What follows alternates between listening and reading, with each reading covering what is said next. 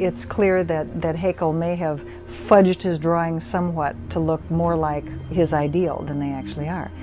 Now, does that actually take away from what we know about the relationship of embryology to evolution?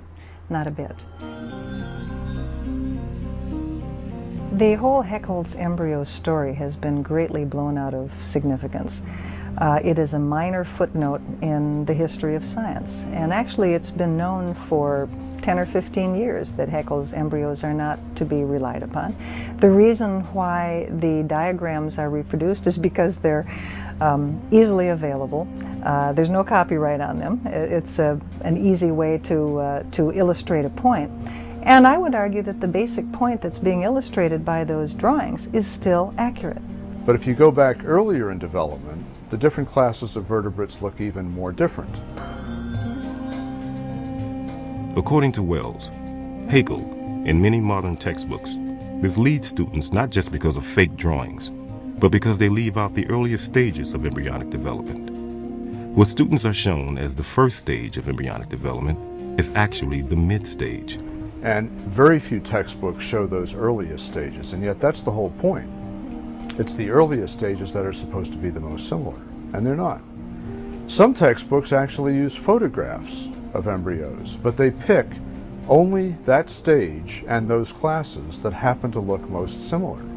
And they omit the earlier stages, and they omit those classes that don't look similar. So that, to me, is picking the evidence very carefully to support the theory, and that's not good science.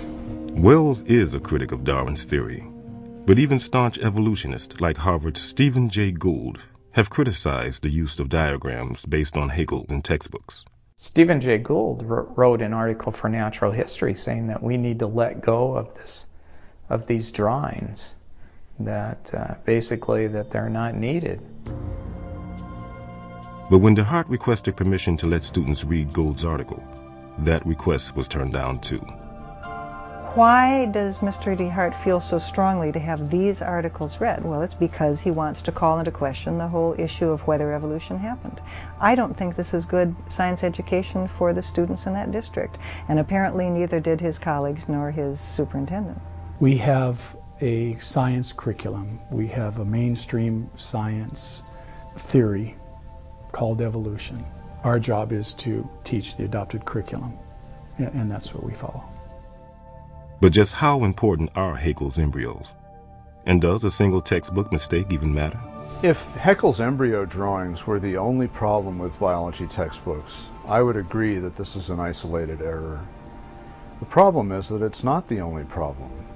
In fact, says Wells, today's textbooks are filled with outdated examples for evolution, which many evolutionary biologists no longer consider good science. In a recent book, he calls these the icons of evolution. The icons of evolution, these are examples of textbook evidences that have taken on a life of their own.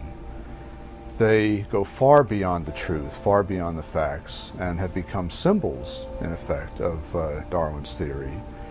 Symbols that actually distort the scientific evidence. In many cases, they're called icons by Darwinian biologists themselves.